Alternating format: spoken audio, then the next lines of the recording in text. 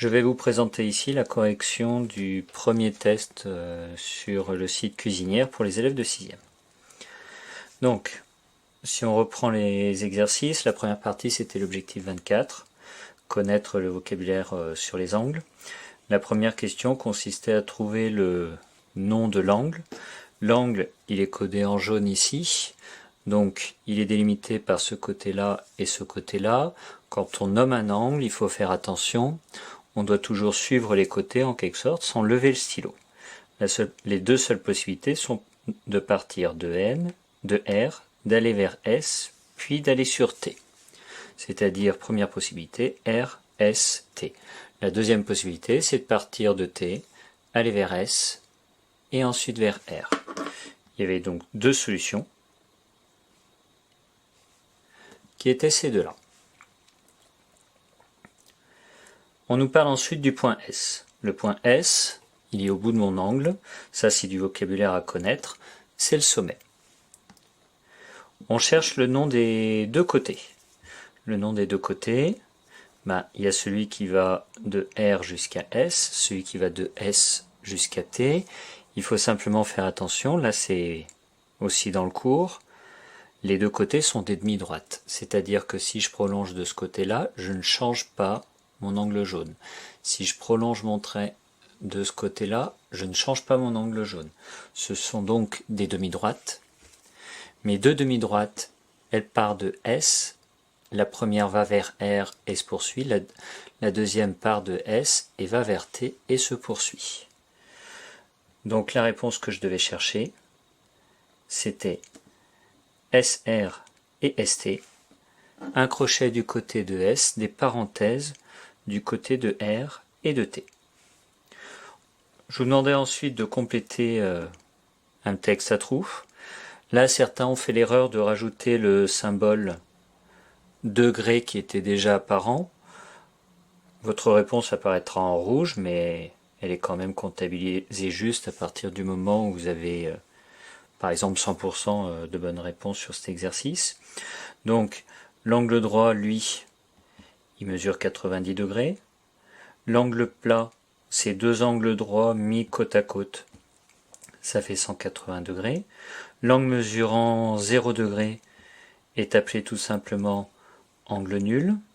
On a les angles aigus qui ont une mesure comprise entre 0 et 90. Et enfin, le dernier élément, c'est les angles qui sont entre 90 et 180. Et là, c'est les angles obtus. On essaie bien sûr d'écrire le mot obtus correctement avec un B et un S à la fin. La question suivante. On part de cette figure-là et il était demandé tous des noms possibles pour l'angle qui était codé en bleu. L'angle, toujours, il faut partir de P, aller vers D et ensuite aller vers T en quelque sorte. Mais je peux aussi prévoir que mon côté, c'est partir de P, aller vers D et passer par exemple par le point R qui est ici. C'est aussi partir de P, aller vers D, passer par le point A. Ou encore donc partir de P, aller vers D et passer par le point T. Donc des possibilités au total, j'en ai 6. Il fallait juste sélectionner les bonnes dans ma liste. Donc si je regarde R, P, R, D, P, je vais de là à là à là, je suis bien le chemin, je sélectionne. P, D, T, je pars de P, je vais vers D, je vais vers T. C'était bon. Le DRP, je pars de D, je vais vers R et ensuite vers P. L'angle qui est concerné, c'est celui-là, donc je ne le sélectionne pas. SDP, je pars de S, je vais vers D et ensuite vers P. Là, c'est pas l'angle bleu, c'est tout l'angle qui est formé ici. On a ensuite TDP, le T, le D, le P. Je sélectionne. Et enfin ADP, je pars de A, je vais vers D, je vais vers P. C'était bon. Le quatrième et dernier exercice sur les angles. Dans cette première petite partie, il fallait compléter le texte et expliquer pourquoi la figure était clairement fausse, c'est-à-dire sans utiliser de rapporteur, pourquoi on peut dire que l'angle ne fait pas 85 degrés. Tout simplement parce que si on l'observe bien, cet angle, il fait partie d'une seule catégorie, c'est la catégorie des angles obtus. Il est plus grand qu'un angle droit. Ce qui fait que sa mesure doit être comprise entre 90 et 180. Sa mesure ne peut donc pas faire 85 degrés. On passe ensuite aux critères de divisibilité. Donc les critères de divisibilité, il y avait d'abord des critères qui dataient de l'école primaire. Les nombres divisibles par 2, c'est ceux qui sont pairs. On retiendra qu'ils se terminent par 0, 2, 4, 6, 8. Ce qui fait que je devais sélectionner le premier, je devais sélectionner le quatrième, le cinquième et le sixième. On passe ensuite aux critères de divisibilité par 5, les nombres divisibles par 5, ça aussi ça date du primaire, c'est des nombres qui se terminent par 0 ou par 5, ce qui fait que je sélectionne le deuxième, le troisième et le dernier. Pour l'exercice numéro 3, je sélectionne les nombres qui sont divisibles par 3. Les nombres qui sont divisibles par 3, là, c'était une nouvelle règle qu'il va falloir retenir, c'est-à-dire que quand j'additionne tous les chiffres, jusqu'à ce qu'il n'y en ait plus qu'un, je suis censé tomber sur 3, 6 ou 9. On prend par exemple le 9360 comme exemple. Donc, mon 9360, si je devais le faire, c'est un 9 plus un 3 plus un 6 plus un 0. 9 et 3, je suis à 12, plus 6, je suis à 18. 18, ça ne me convient toujours pas, il y a deux chiffres. Je fais donc 1 plus 8, et ça me donne 9. À partir de là, je sais qu'il est dans la table de 3, qui est divisible par 3. Ce qui fait que je peux sélectionner le premier. Si on fait plus rapidement pour les suivants, 6754, le 6 et le 7, ça fait 13. Le 5 et le 4 à la fin, ça fait 9. Un 13 plus un 9, je suis à 22. 22, c'est un 2 plus un 2, ça me donne 4. Je ne le sélectionne pas. 5233. Le 5 et le 2, ça me donne 7.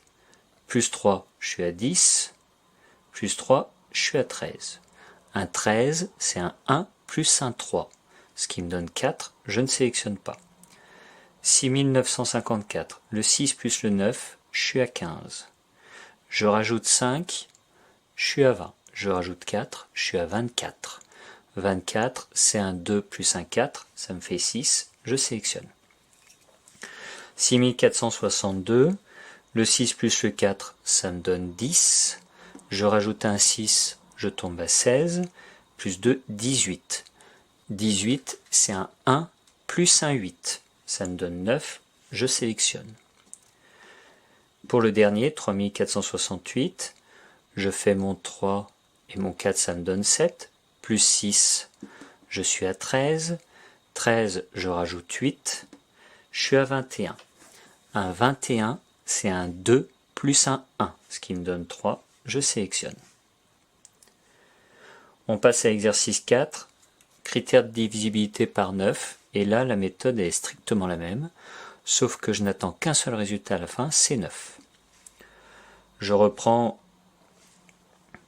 la même chose, 9360, un 9 plus un 3 plus un 6 plus un 0, ça me donne 18. Un 18, c'est un 1 plus un 8, ça me donne 9. 6754, je suis à 6 plus 7, ça me donne 13. 13 plus 9, je suis à 22. 2 plus 2, ça me donne 4. Je ne prends pas.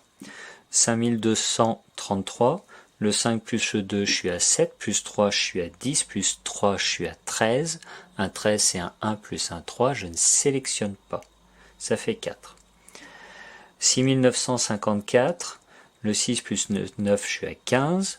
Plus 5, je suis à 20, plus 4, je suis à 24. Un 24, c'est un 2 plus un 4, ce qui donne 6. Je ne sélectionne pas. Le 6 plus le 4, ça me donne 10. Plus le 6, je suis à 16. Plus le 2, je suis à 18. Un 18, c'est un 1 plus un 8, ce qui me donne le 9. Et le dernier, 3 plus 4, je suis à 7. Plus 6, je suis à 13. Plus 8, je suis à 21. 21, c'est un 2 plus un 1. Ça me donne 3. Je ne le sélectionne pas. L'exercice suivant, l'exercice 5, c'était les nombres divisibles par 4. Pour les nombres divisibles par 4, on regarde qu'une seule chose, c'est les deux derniers chiffres, à chaque fois. C'est-à-dire que je ne m'intéresse plus aux chiffres qui sont devant, je ne regarde que les deux derniers, et le nombre formé par les deux derniers. Si ce nombre est dans la table de 4, je le sélectionne, sinon je ne sélectionne pas. 54 n'est pas dans la table de 4, le dernier que vous connaissez dans la table de 4 c'est 40. Donc le suivant plus 4, 44, plus 4, 48, plus 4, 52. Il s'avère que si je continue, 52 plus 4 ça me donne 56. Je devrais sélectionner celui-là. Pour le 96, 4 fois 25 ça donne 100. Si j'enlève 4 à 100, j'obtiens 96, c'est 4 fois 24. Je le sélectionne. Le 24, vous le connaissez, c'est 4 fois 6, je sélectionne. Le 34, vous savez pertinemment qu'il n'est pas dans la table de 4, parce que vous connaissez votre table de 4 par cœur. Et enfin le 16, vous savez que c'est 4 fois 4, on le sélectionne.